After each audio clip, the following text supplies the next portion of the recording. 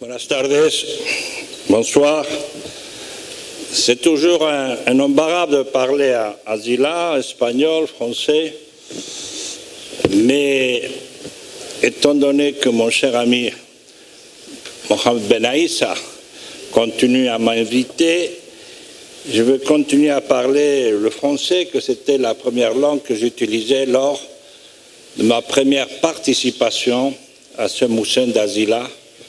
Ça fait déjà, mon cher Mohamed, 16 ans, depuis 2004, d'une manière fidèle, engagée, d'une façon complètement décidée.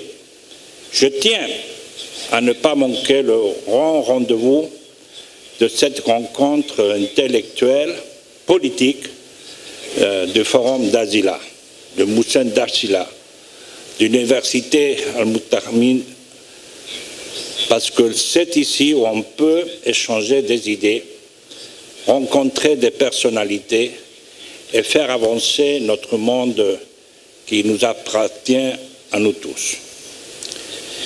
C'est pour cela, avec une certaine nostalgie du passé, que je voudrais m'adresser à vous cet après-midi. 16 ans ont défilé devant nous, devant vous, devant les citoyens d'Azila, du Maroc, de la région méditerranéenne. On a discuté ici l'Est, l'Ouest, le Nord et le Sud, la guerre froide, la guerre d'Irak, l'espoir d'une Méditerranée en paix, le printemps arabe, le continent africain qui voulait sa place dans le concert des nations, la globalisation, les enjeux terroristes, le futur de l'Europe, le futur de l'Afrique du Nord, du Maghreb. Tous ces grands sujets ont été abordés dans cette enceinte. Et toujours, on a su, mon cher Mohamed, tirer de conclusions valables. On a toujours essayé de donner des recommandations qui servent, pas seulement au gouvernement, mais à la société civile, à ces acteurs qui prennent des décisions, se inspirer dans les recommandations, dans les conclusions de ce forum d'Azila. Aujourd'hui, notre cher ami Mohamed Ben Aïssa nous a à nouveau convoqués pour traiter un sujet que, d'une façon extraordinaire, mon cher ami Boukdjelemic nous a présenté.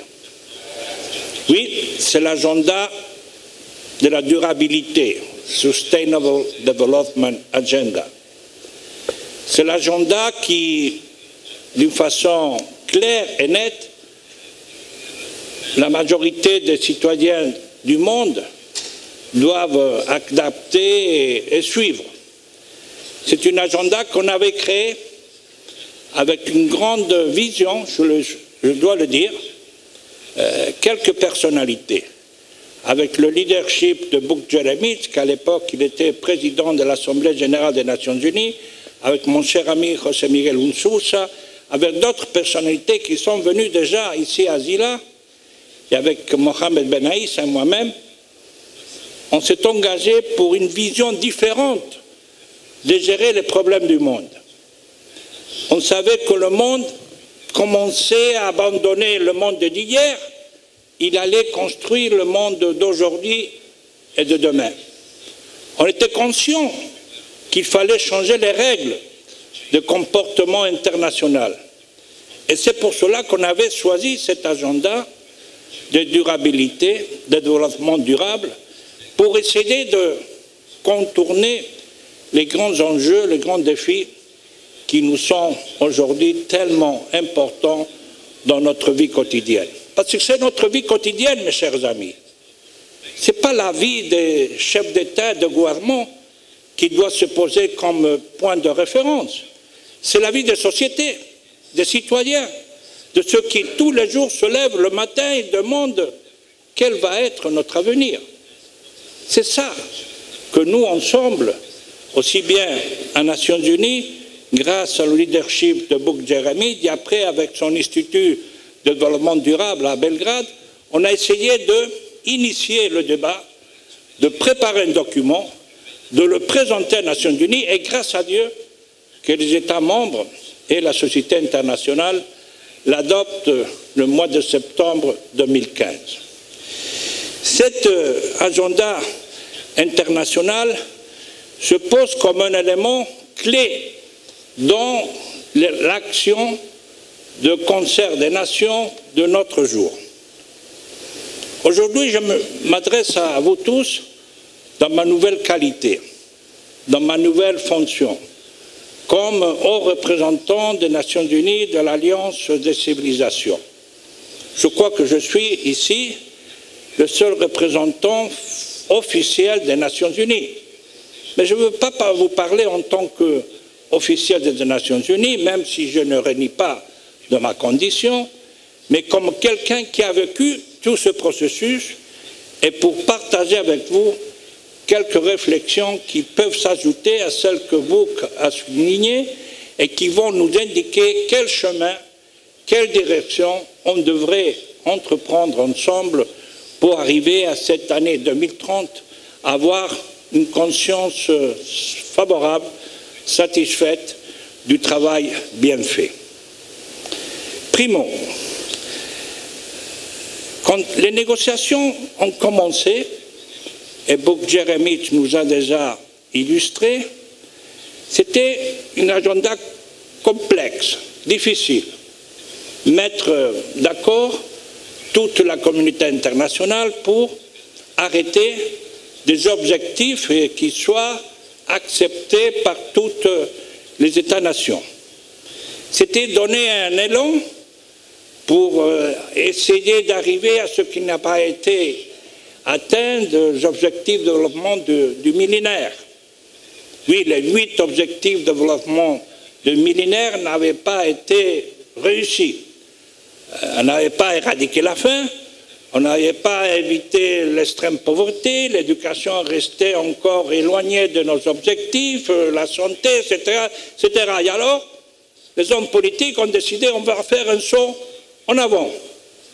Faisons cet agenda de durabilité et la faisons d'une façon différente. Et la négociation en tant que telle a été une négociation innovatrice. Il y a eu participation de la société civile, des instituts, de sociétés civiles, d'ONG, des États membres, des scientifiques, des académiciens. Et c'était une bonne négociation. On peut dire que la négociation était bonne.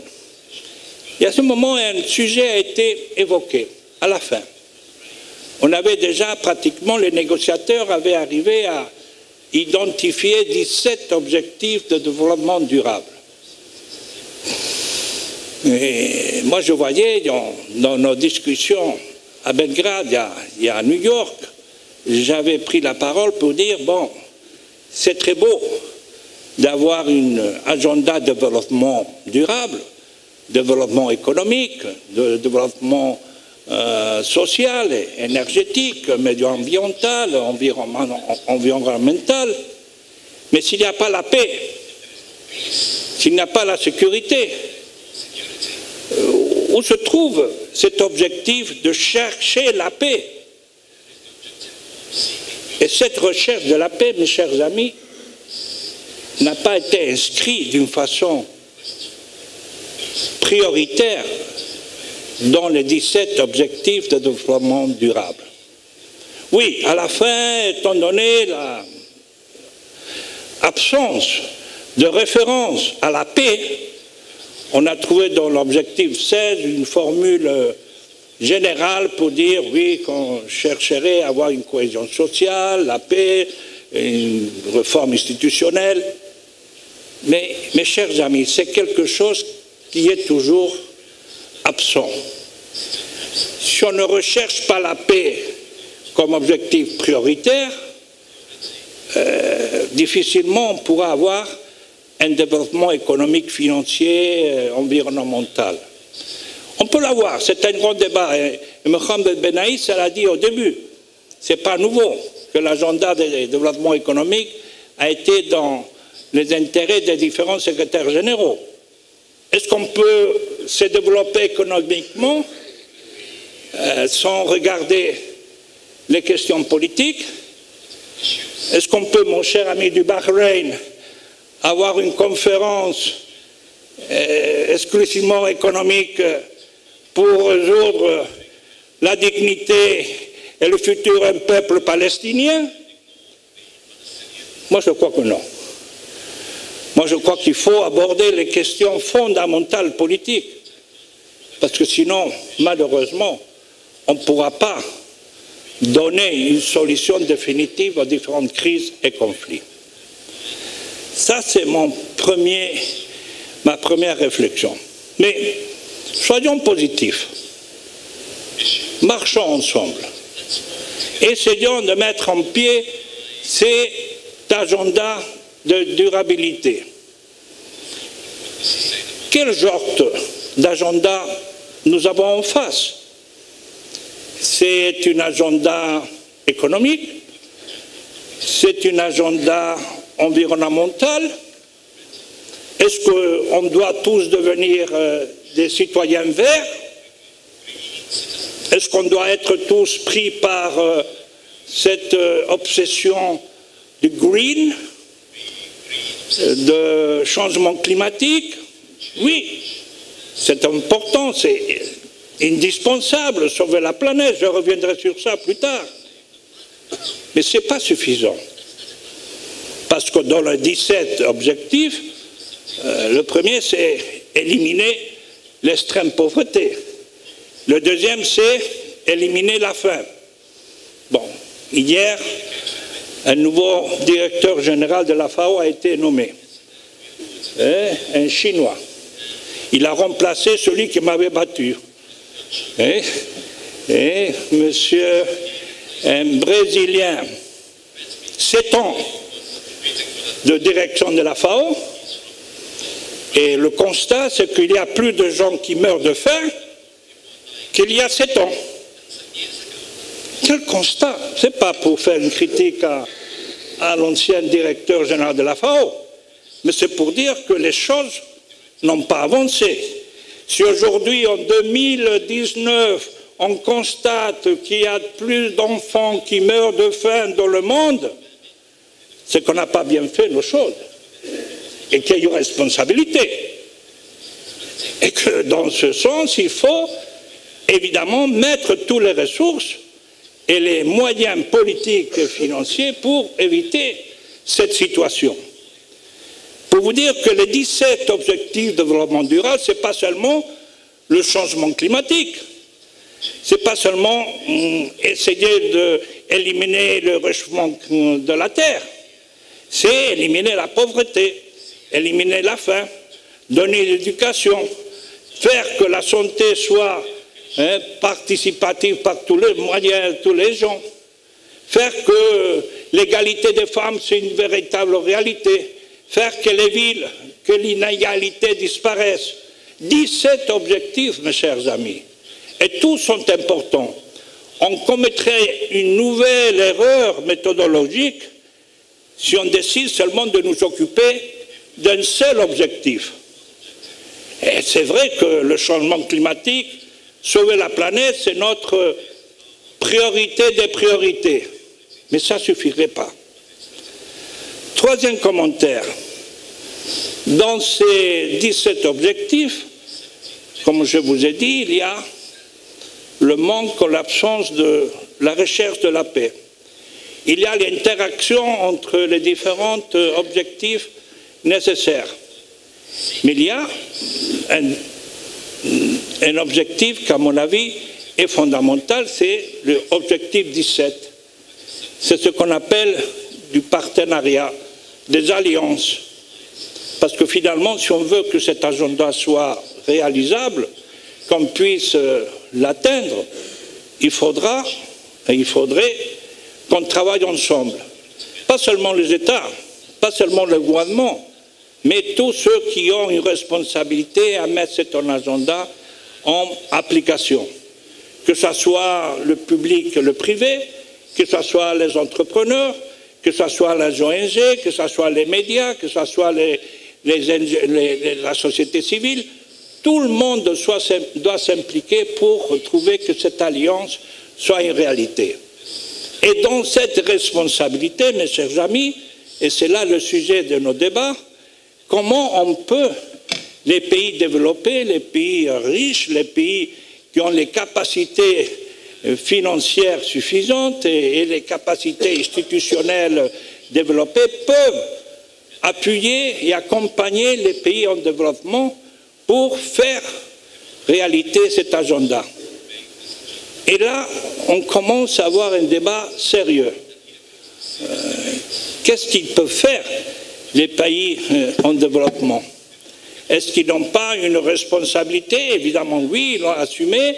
Ils se sont engagés à prendre par eux-mêmes la responsabilité de l'application de l'agenda. Mais en même temps, ils réclament une solidarité de la part des États membres de la communauté internationale. Et là, il n'y a pas seulement le politique, institutionnel qui arrive et qui est souligné dans les différentes enceintes internationales, mais il y a aussi ce demande de ressources financières. La conférence d'Addis Abeba avait montré une façon d'aider les pays en développement à trouver des moyens financiers suffisants pour appliquer cet agenda. Des orientations intéressantes, mais pas déterminantes. Et dans ce point de vue, il fallait évidemment trouver une façon de comment aider ces pays à trouver les moyens financiers à mettre sur pied leurs différentes politiques.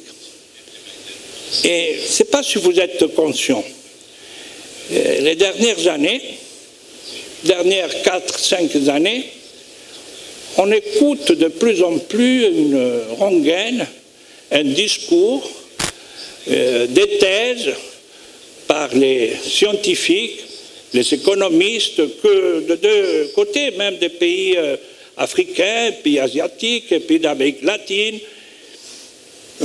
néolibéraux, qui disent « Non, mais vous savez, cette politique ancienne de l'aide au développement, Official Development Aid, c'est quelque chose qui ne marche pas.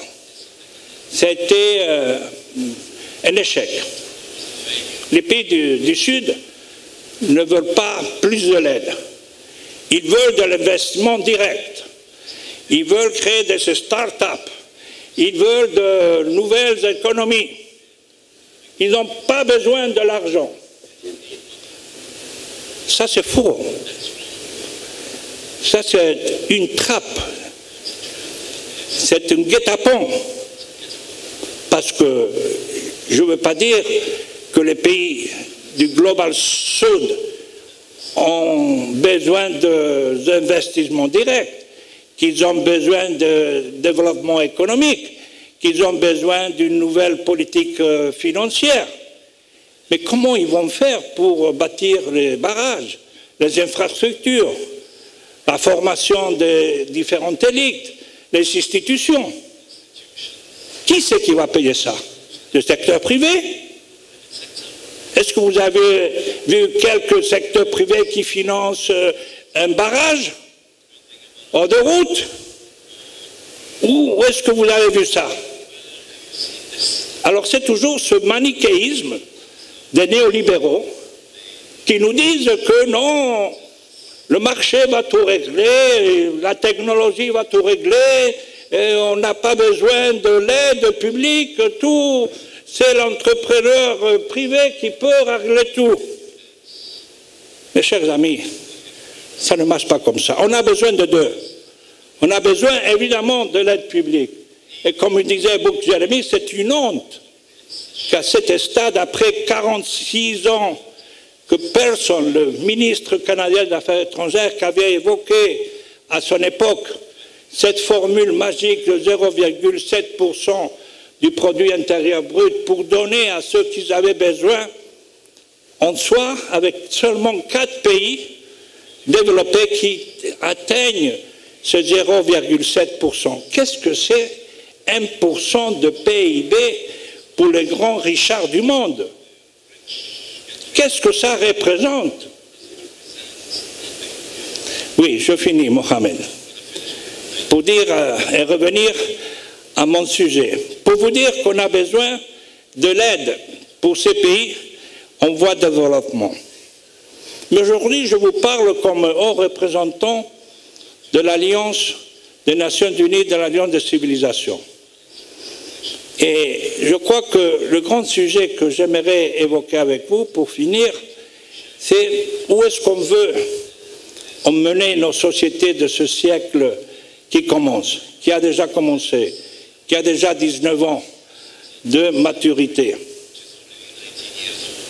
Mes chers amis, on doit se concentrer vers ce que j'appelle une seule humanité. On est dans un monde où on doit créer une seule humanité où chaque citoyen du monde puisse décider ce qu'il préfère pour son avenir, pour son bonheur. Mais cette seule humanité, ça ne veut pas dire qu'on ne soit pas conscient qu'on a des différentes cultures, qu'on a des différentes religions, qu'on a des différentes civilisations. Parce que, imaginons-nous qu'on atteint et on arrive à appliquer en 2030 cet agenda merveilleux de durabilité. Qu'on soit tous verts, qu'on a une plage propre, qu'on mange tout de bio-food, qu'on ait tous un jardin vert, qu'on ait de l'air pur, qu'on a sauvé la planète. Oui, on a sauvé la planète. Mais la suivante question, comment est-ce qu'on va vivre ensemble? Comment entre musulmans, chrétiens, juifs, bouddhistes, on va vivre ensemble? Est-ce qu'on va nous respecter? Est-ce qu'on va savoir établir des mécanismes pour vivre ensemble? C'est ça l'alliance de civilisation.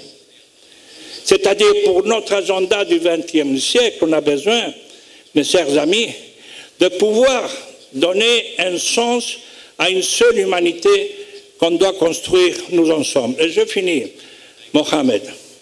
Vous avez eu la chance, mes amis marocains, d'avoir vécu des moments extrêmement forts récemment, ici dans votre pays.